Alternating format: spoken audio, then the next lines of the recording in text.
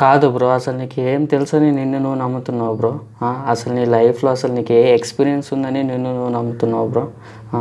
అసలు ఎందుకంటే మనకు అందరు చాలా చెప్తారు కదా, believe in your self, believe in your self అని. అసలు ఎందుకని నువ్వు ఎందుకని నమ్మాలి? అసలు ఇదన్నీ నమ్మకం అనేది ఎక్కడి నుంచి వచ్చింది? బిలీఫ్ అనేది ఎక్కడి నుంచి వచ్చింది బ్రో?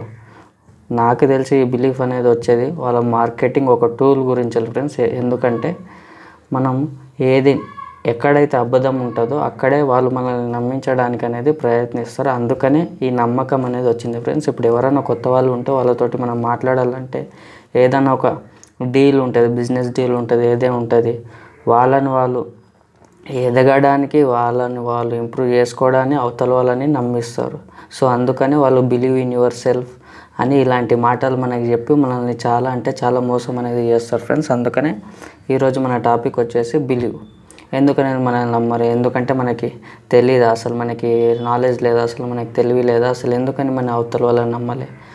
బ్రో, ఎందుకంటే మనకు నిజంగా అంటే తెలియదు కాబట్టి. మనకి నిజంగా అంటే లైఫ్లో ఎలా ఎదగాలి, మనం అనుకున్నది ఎలా సాధించాలి అనేది మనకు తెలియదు కాబట్టి మనం అవతల వాళ్ళని నమ్ముతాం, అవతల వాళ్ళని చూసి నేర్చుకుంటాం. కానీ మనం ఎన్నిసార్లు మోసపోలేదు, మనం అనుకున్నది ఎన్నిసార్లు మనం చేయలేదు. మనమే ఈరోజు నేను ఈ పని చేయాలని అనుకుంటాం, ఒక బిలీఫ్ ఉంటుంది నేను ఈరోజు చేస్తాను, కానీ మనమే చేస్తలేం. అంటే మన నమ్మకాలు అనేది ఊరికే జస్ట్ చెప్పుకోవడానికి తప్ప మన నమ్మకాలు మనకి అలా యూజే అవ్వడం లేదు. సో అందుకనే మనల్ని మనం ఎప్పుడూ నమ్మరాదు. అది ఎవరినే కానీ మనమే నమ్మనప్పుడు, మన మాట పైన మనమే నిలబడనప్పుడు వేరే వాళ్ళు ఎలా నిలబడతారు? సో అందుకని ఎప్పుడే కానీ నిన్ను నువ్వు నమ్మాలంటే చెయ్యి, ఏదే పని అవన్నీ చేసి అందులో ఎక్స్పీరియన్స్ అనేది తెచ్చుకున్న తర్వాత నీకు నమ్మాల్సిన అవసరం వస్తలేదు. ఎందుకంటే నీ దగ్గర ఆల్రెడీ స్కిల్ ఉంది, ఎందుకంటే నీకు దగ్గర ఆల్రెడీ ఎక్స్పీరియన్స్ ఉంది, ఎందుకంటే నువ్వు ట్రై చేసి మరి నేర్చుకున్నావు కాబట్టి నీకు ఆ నాలెడ్జ్ అనేది ఉంది, ఆ ఎక్స్పీరియన్స్ అనేది ఉంది. సో ఆ నాలెడ్జ్ ఎక్స్పీరియన్స్ పైన నువ్వు నెక్స్ట్ ఏం చేయాలనేది డిసైడ్ అవ్వాలి. కానీ వేరే వాళ్ళ మాటలని ఎందుకు వింటావు బ్రో? అందుకని ఏదే కానీ వేరే వాళ్ళ పైన డిపెండ్ అవ్వద్దు ఎప్పుడే కానీ. ఎందుకంటే ఇప్పుడు సపోజ్ నీది నీకే అనిపించవచ్చు బ్రో. ఎలా అంటే సపోజ్ బ్రో నాకు మంచిగా మాట్లాడడం రాదు అనికేసి అనిపించవచ్చు. ఎందుకు అనిపిస్తుంది అలా?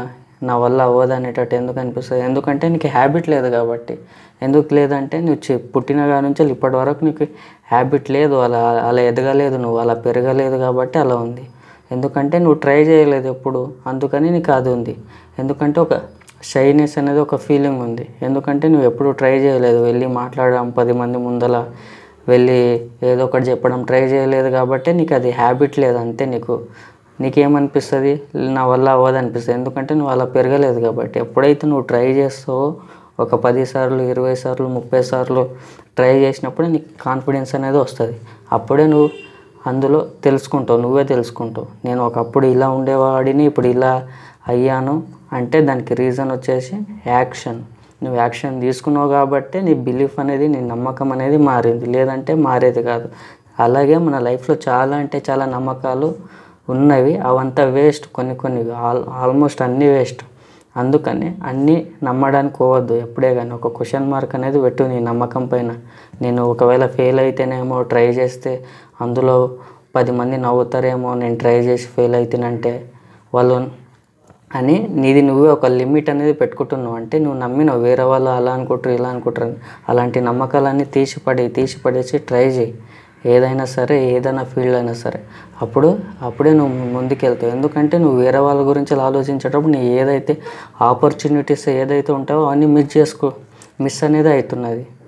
అందుకనే నువ్వు వేరే వాళ్ళ గురించి అలా ఆలోచించకుండా నీ పని ఏది ఉంది నువ్వు చెయ్యి, అప్పుడే నువ్వు ముందరికి వెళ్తావు. ఏదైతే నీ నమ్మకాలు అవన్నీ ఉండే కదా అన్నీ తీసిపడి అప్పుడే నువ్వు వెళ్తావు. ఓకే ఫ్రెండ్స్, నెక్స్ట్ వీడియోలో మళ్ళీ కలుద్దాం.